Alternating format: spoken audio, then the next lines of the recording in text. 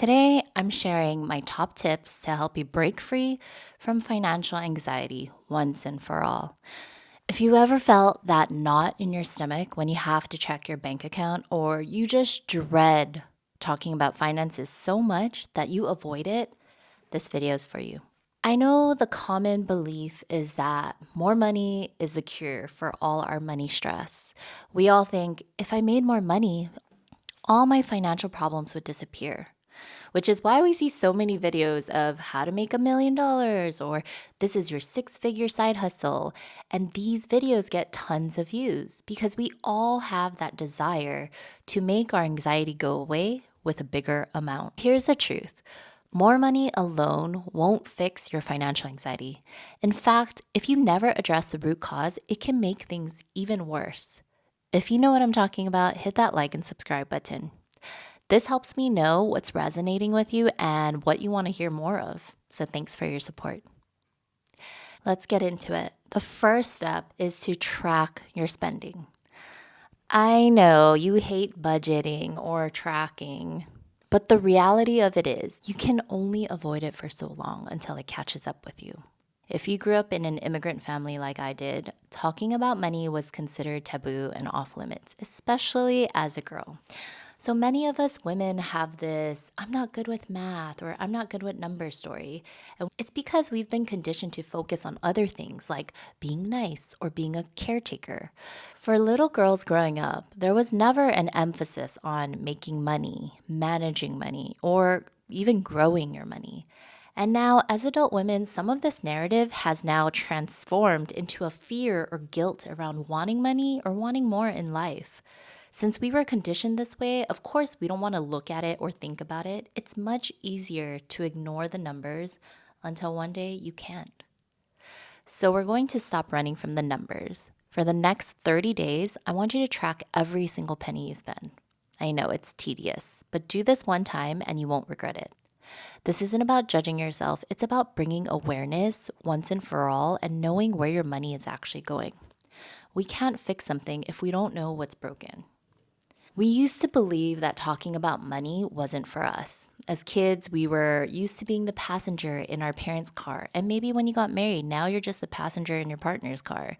However, we need to shift ourselves from thinking we're a passive passenger in our financial life to now we are the driver. You are no longer the passenger guessing where you're going. You are now the driver deciding where you want your financial future to go. This clarity helps calm your anxiety because at least now you know where you currently stand. Remember, no judgment. This is just getting a clear understanding of our starting point. So once you have that data, you can move on to step 2, which is the fun part, setting your financial goals. I find that oftentimes the women that I coach don't have a clear understanding of what exactly they want.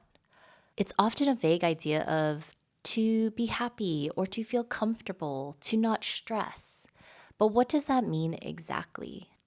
How will you know when you're comfortable? If you felt like you were falling behind or not making progress, it's just because you didn't actually set the destination in your GPS. We need something that's specific and measurable. Otherwise, it's not a goal, it's just a dream. So take 20 minutes today and sit down and answer these 2 questions. What do I want my financial future to look like? Get specific. And why do I want to reach this goal? What does it mean to you? The mindset shift we need to go from is it feels impossible to, of course, we'll get there. Now that we know where we want to go, we just have to make our way there. This mindset shift will help you feel a new sense of purpose and calm. When you have a clear financial destination, you feel excited and ready to get started. Now that you have a clear financial destination, it's time to build the roadmap to get there. That brings us to step 3, create your budget. The biggest mistake I see when women create a budget is that it's so strict. We think we have to give up all the things we love, and that just leads to frustration and giving up completely. Many of us feel like budgeting is a form of punishment and not freedom. So after a month of tracking your spending, you have the data you need to create a realistic budget for you. The key is to create one that's not too restrictive. It should be tailored to your real life, reflecting your goals and your values. Once you have it, review it at the end of the month to see what worked and what didn't. There are so many types of budgets, so if you want me to cover this in another video, let me know in the comments below. If you keep thinking that a budget is all about restriction, that's the way it's going to play out for you. So instead of thinking about all the things that you're giving up, focus on all the things that you will gain if you stick to your budget. You'll pay off debt, you'll build an emergency fund, and work on your retirement savings. These are all things that give you a peace of mind.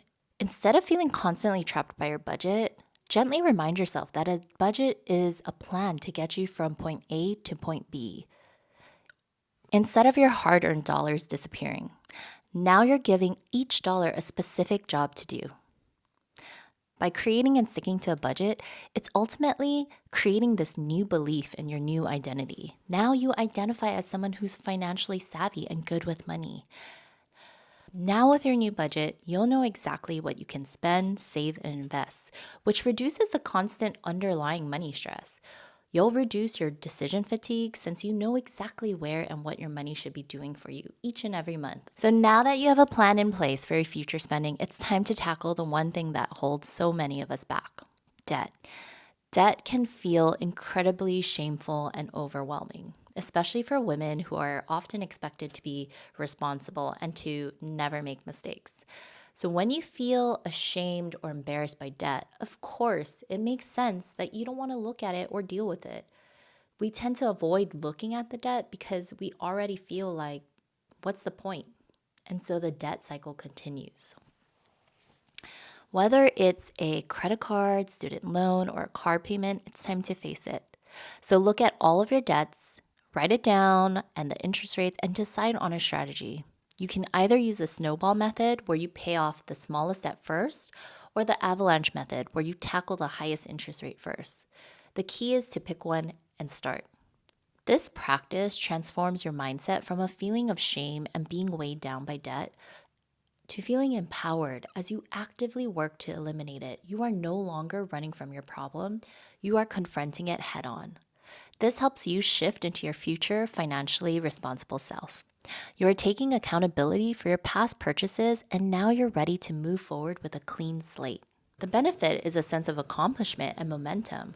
As you watch your debt balances shrink, you'll feel more confident and less overwhelmed. And you'll give yourself the evidence you need, the fact that you can do this and you will do this. Now that we're paying our debt down and creating extra money, we can build the ultimate security blanket, our emergency fund. Living paycheck to paycheck can feel like a never-ending cycle, leaving you constantly worried about what could go wrong. We feel like we could lose it at any time.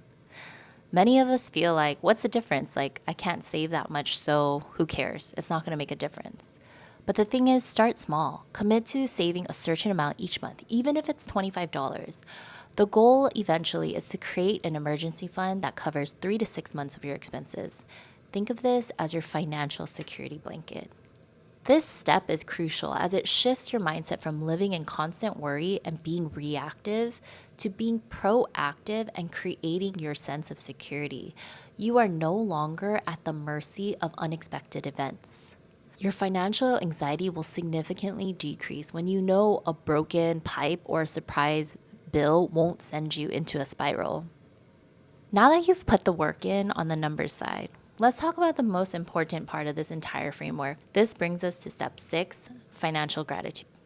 Our society and social media, it often tells us that we always need more. A bigger house, a better vacation, the newest handbag.